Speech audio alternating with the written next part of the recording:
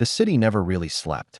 Its veins pulsed with neon light and late-night ambition, a thousand dreams colliding in the dark. For Evelyn Carter, the city wasn't just home, it was a battlefield. Every billboard, every passing taxi, every tired stranger on the subway reminded her that she was still chasing something she hadn't yet caught. She had arrived in New York 7 years ago with one suitcase, a scholarship and a promise to her father. "I'll make you proud." At first, she called home every night, then every week. Then, when her internship became a full-time position, the calls faded to birthdays and holidays. Ambition had a way of swallowing the hours whole. Evelyn worked for Halden and Company, one of the city's most prestigious architectural firms. The office sat on the 48th floor of a glass tower overlooking the Hudson, a view that made every intern feel like they were already halfway to heaven. For Evelyn, it was proof she'd escaped the gravity of her small hometown in Indiana. But even from that height, she sometimes felt like she was still running from something unseen. She lived in a tiny apartment in Soho, a place she almost never saw during daylight. Her mornings were coffee, subway, office. Her nights were emails, revisions, and the soft glow of her laptop bleeding into the early hours. Her boss, Jonathan Halden, saw her potential, but also her weakness. She wanted approval too badly, needed validation like oxygen. So he pushed her harder than anyone else. One night, at 2:17 a.m., she was still in the office, reworking a model for a corporate client who wanted an eco-minimalist skyscraper. Her fingers trembled from too much caffeine. Her eyes burned, and her phone buzzed with a call she didn't recognize. She almost ignored it, but something made her answer. "Evie?" It was her mother's voice. Soft, tired, fainter than she remembered. "Mom? What's wrong?" There was a pause, like her mother didn't know where to begin. "It's your father. He's been sick. For a while. He didn't want us to tell you until we knew how bad it was." Evelyn froze. The air left the room. The city outside her window blurred into streaks of meaningless light. "What do you mean sick?" she whispered. "Cancer," her mother said, barely audible. "Stage 4. The words hit her harder than any failure ever had. She hung up, staring at her reflection in the office glass, pale, exhausted, hollow-eyed. The person looking back didn't even look like her anymore. She booked a flight home the next morning. The small town of Renfield hadn't changed much. The same weathered diner sign creaked above Main Street. The same willow tree stood beside the old bridge. But her parents' house, the one her father had built with his own hands, looked smaller somehow, fragile. Her father, Tom Carter, greeted her with a smile that seemed to cost him everything. His hair was thinner, his skin pale, but his eyes still had that mischievous spark. "You look like the city chewed you up and spit you out," he joked weakly. Evelyn tried to laugh, but her throat closed. She hugged him instead, tighter than she ever had before. The next few weeks passed in fragments. Doctor visits, hospital corridors, sleepless nights filled with beeping machines. She tried to work remotely, but every email from her boss felt meaningless. Her world, once filled with deadlines and presentations, now revolved around one simple truth. Time was running out. One night, sitting on the porch beside her father, she asked quietly, "Did you ever regret staying here, Dad? Never chasing something bigger?" He smiled, his gaze drifting to the stars. "I chased enough, sweetheart, but I knew what mattered before I lost it." She frowned. "And what's that?" He looked at her, really looked. "You." Evelyn didn't know how to respond. The city had taught her to measure worth by success, but here, her father was measuring it by love. She didn't realize how alien that idea had become to her. When he passed, the world stopped moving. The funeral was simple: close friends, neighbors, quiet rain. Evelyn stood beside her mother, numb. There were no words left to fill the space he had once occupied.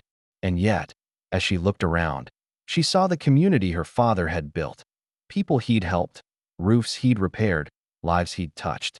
His legacy wasn't written in buildings or bank accounts. It was written in people. That night, back in her childhood room, Evelyn found a letter on her desk. Her name on the envelope was written in her father's handwriting. Her hands shook as she unfolded it. "Evie, I know you're angry. At life, at time, maybe even at me. But I want you to know something. You were never chasing the wrong dream. You just forgot who you were chasing it for. Don't let the world turn your heart into steel. You were born to build, Not just towers, but bridges. Between people. Between love and ambition. I'll always be proud of you, Dad. She cried for hours, clutching the letter to her chest. When she returned to New York, something in her had shifted. The skyline looked colder, emptier. Her desk, once her throne, now felt like a cage. Jonathan noticed. "You're distracted," he said one afternoon, his tone sharp. "If you can't handle this, maybe you're not ready for partnership." For the first time in her life, she didn't flinch. "Maybe I don't want it anymore," she said. He stared at her, surprised. But Evelyn didn't explain. She didn't know him that evening. She walked out of the building for good. She wandered the streets for hours, breathing in the sound of the city she'd once worshipped. For the first time, she wasn't afraid of stopping. Weeks later, she sold her apartment and returned to Renfield. Her mother had been struggling to keep the old house maintained, and the local community center was closing due to lack of funding. So Evelyn did something unexpected. She started rebuilding. Literally, she used her architectural skills to renovate the center, design affordable housing, and create new spaces for kids to learn and play. Word spread. Former classmates volunteered. The town began to come alive again. One evening, as the sun set over the town square, Evelyn sat on the same porch where her father once had. The wind brushed through the trees, and for a moment, she swore she could hear his voice. "See, Evie? You were always meant to build. You just had to find the right foundation." She smiled softly, watching the horizon turn gold. For the first time in years, she wasn't chasing anything. She was home. The following months unfolded like the quiet bloom of spring, slow, deliberate, full of fragile beginnings. Evelyn had traded the hum of the subway for the song of crickets, the sharp glow of skyscrapers for the soft warmth of sunsets over fields. At first, it felt like exile. Then it started to feel like healing. She poured herself into the renovation of Renfield Community Center. The place had once been the heart of the town. Her father used to take her there on weekends to help repair playground swings and repaint the walls. But after his death, it had fallen into disrepair, abandoned by budget cuts and fading hope. Now, the building stood half dismantled, its walls bare, floors covered in sawdust. Evelyn wore her old jeans and her father's tool belt, the leather worn soft with age. Every hammer strike, every new coat of paint, felt like an act of resurrection, not just for the center, but for her soul. Locals began to notice. "Didn't think a city girl could swing a hammer," old Mr. Whitlock said one afternoon, leaning on his cane as he watched her work. Evelyn smiled, wiping sweat from her brow. "Guess I had a good teacher." Whitlock chuckled. Tom would have loved to see this. His words sank deep. Every mention of her father was a wound and a balm at once. The first person to offer real help was Liam Hayes, a carpenter who ran a small workshop near the lake. He was quiet, tall, and carried the kind of calm that only people who've made peace with solitude can have. When he first approached her on the site, she barely looked up from her blueprints. "You're using aluminum frames for that roof extension?" he asked, glancing over her design. She nodded. "They're lightweight and durable. Also cold and expensive," he said, a trace of amusement in his voice. "What would fit the building's soul better?" Evelyn looked at him, half defensive. "And rot in 10 years. Not if you build it right," he replied simply, then turned to leave. "Anyway, if you need an extra pair of hands, you know where to find me." She didn't. Not at first. But the next day, when she realized she couldn't lift a support beam alone, she found herself at his workshop. He helped, without speaking much. And over the next weeks, their silence became its own language. He understood her pauses, her stubbornness, her need to prove herself. She noticed his quiet attention to detail, the care he took with every joint and curve of wood. There was no rush, no competition. Only craft, only presence. Sometimes, in the middle of sanding a beam or sketching out a layout, she'd glance at him and wonder if this was what peace looked like. Not the absence of struggle, but the comfort of having someone share it. By early autumn, the community center was nearly complete. Bright new windows reflected the golden fields. Children's laughter echoed again through the hallways. Evelyn had organized art classes, reading spaces, and a small library in her father's memory. On the opening day, the whole town gathered. Her mother stood in the front row, tears glistening in her eyes as Evelyn gave a small speech. "I used to think success was measured by how high we build," Evelyn said, her voice steady. But my father taught me that sometimes the most important things are built close to the ground, right where people stand together. Applause rippled through the crowd. For the first time, Evelyn didn't feel like an imposter in her own story. After the ceremony, she found Liam outside, leaning against a tree, hands tucked in his pockets. "You did good," he said. "We did good," she corrected. He smiled, that rare, gentle smile she'd grown to look forward to. "So what's next for the architect who came home?" She hesitated. "I don't know. Maybe I'll stay for a while. Maybe longer." It was the first time she had no plan, and yet it didn't scare her. Winter came early that year. The air smelled like frost and pine. The lake froze smooth, and the town gathered for their annual winter fair, something Evelyn hadn't attended since she was a teenager. She went with her mother, walking among stalls of handmade crafts and steaming cider. Liam was there too, running a booth of carved ornaments. One of them was a tiny wooden bridge, perfectly balanced, delicate, intricate. "For your desk," he said when she stopped to look. Evelyn traced the smooth edges with her fingers. "You made this?" He shrugged. "Thought you'd appreciate good architecture." They laughed. Then, as snow began to fall, she caught his gaze, and something wordless passed between them. A warmth that had nothing to do with the mulled cider in her hand. The next months blurred into a rhythm of small joys. She started teaching design workshops at the community center. Liam visited often, fixing what she broke, teasing her about her city hands. They spent late evenings on the porch, talking about dreams. Hers, about rebuilding rural communities sustainably. His, about creating things that lasted longer than people. But not all days were gentle. One night, she received a message from Jonathan Halden, her former boss. "Evelyn, heard about your work in Renfield. Impressive. I'm offering you a position, lead designer for our new eco-housing division. Salary, double your last one. Think about it." For a long time, she stared at the screen. It was everything she had once wanted: recognition, status, power. But then she looked around, the blueprints pinned to the wall, the sound of children laughing outside the window, the photo of her parents smiling by the lake. Her chest tightened. Later that night, she told Liam about the offer. He listened quietly, then said, "You don't need my opinion. I want it anyway." He looked at her with steady eyes. "You already know what matters to you. You just need to choose it." Evelyn exhaled. He was right. For the first time, her choice wasn't between success and failure. It was between meaning and emptiness. She turned down the offer the next morning. Spring returned, and with it came a sense of completion. The center thrived, the town grew livelier, and Evelyn's name began to circulate, not as the star architect from New York, but as the woman who had brought Renfield back to life. She didn't care for the title.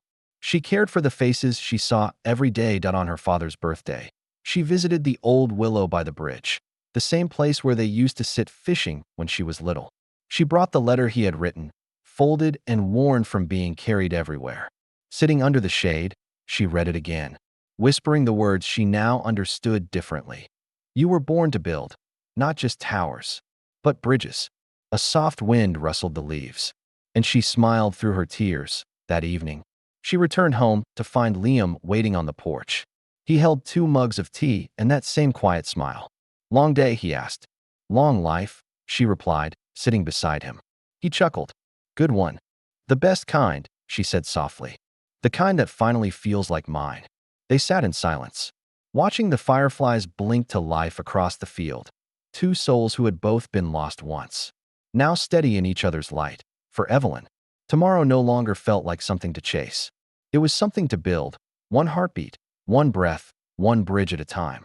Years passed quietly, like the slow drift of clouds across a summer sky. Evelyn Carter had turned 38, and Renfield had transformed beyond recognition. What was once a sleepy rural town was now a place of hope, a small hub of sustainable living projects, green workshops, and family-run businesses. Tourists came to see the Renfield model, an experiment in community-centered architecture. Newspapers wrote about it. Awards mentioned her name again, but this time, Evelyn didn't care about the headlines. She smiled at them the way one smiles at a childhood photo, with affection, but from a distance. Her days were full, teaching young architects, running the community center, and sometimes, simply sitting by the willow tree, sketchbook in hand. As the river shimmered under the afternoon light, Liam was still by her side. They never rushed into labels. Their bond was stronger than the words that could describe it. He built furniture. She built spaces. Together, they built a life that was real. One summer evening, Evelyn's mother fell ill. It started as fatigue, then shortness of breath, then long nights of coughing that refused to end. The doctor used words like chronic and treatment plan, but Evelyn only heard one thing. Time was running short. She moved back into her childhood home to take care of her. The walls still smelled faintly of her father's cologne, and the floorboards creaked in the same familiar rhythm. Her mother would sit by the window, wrapped in a blanket, watching the golden fields sway. "You've done more than I ever dreamed of, Evelyn," she said one afternoon, her voice soft but steady. "Your father would be proud." Evelyn knelt beside her, holding her hand. "I hope I've made things right." Her mother smiled. "You didn't need to make them right. You just needed to come home." It wasn't just a sentence, it was a benediction, a closing of a circle. But even peace has its storms. One evening, as Evelyn sorted through her mother's old letters, she found an unopened envelope addressed to her, postmarked from nearly 10 years ago. Her breath caught as she read the return address, Jonathan Halden. She hesitated before tearing it open. The handwriting was unmistakable, sharp, neat, commanding. "Evelyn, I don't expect forgiveness, but I owe you honesty. The eco-housing project you designed, the one that went wrong, wasn't your fault. The company ignored your safety report. I covered it up to protect investors. I know the guilt has followed you, and I can't undo that. But you deserve the truth. JH." Her hands trembled. For years, she had carried the weight of that failure, the collapse that had cost her reputation and her father's peace of mind before he died. She had believed it was her fault. It had shaped her choices, her exile, her self-punishment. And now, the truth arrived far too late. She sat in the quiet of her old bedroom, tears blurring her vision. All those years, chasing redemption for a sin that wasn't hers. When Liam found her later, she simply handed him the letter. He read it silently, then placed it on the table and sat beside her. "What do I do with this?" she whispered. He looked at her with calm eyes. "You already did. You lived better than the man who wrote it." The letter burned that night in the fireplace, not out of anger, but release. As the flames turned paper into ash, Evelyn felt something inside her uncoil, a knot of guilt, finally untied. The next few months were bittersweet. Her mother's health declined, but Evelyn was there for every moment, every sunset walk, every cup of tea, every shared silence. When the end came, it was peaceful. Her mother's hand rested in hers, and the last words she spoke were a whisper, "Keep building, my love, but never forget to rest." The house felt emptier after that, but not lonely. Evelyn filled it with laughter again, hosting neighborhood dinners, mentoring students, turning grief into guidance. The community center became more than a building. It became a heartbeat, and people from all over came to see it, not for fame, but for inspiration. One crisp autumn day, a young woman named Sophie Hale arrived in Renfield. She was 23, bright-eyed, and full of restless ambition, a mirror of Evelyn's younger self. Sophie had left a big city firm, frustrated with the corporate world. She wanted something real. Evelyn saw herself in her. The impatience, the fire, the ache for meaning. So she took her under her wing. Their first project together was a small library by the river. Nothing grand, but deeply personal. Evelyn let Sophie make mistakes, design too boldly, learn through failure. One evening, Sophie broke down after a flawed draft. "I'll never get it right," she muttered. Evelyn smiled gently. "Then you're already learning. The moment you think you have it all figured out, you stop growing." Over time, Sophie became more than an apprentice. She became the daughter Evelyn never had. They worked, argued, laughed, dreamed. And in Sophie's courage, Evelyn saw proof that her story, all the pain, all the rebuilding, had not been in vain. Years rolled by again, quietly. Evelyn turned 46.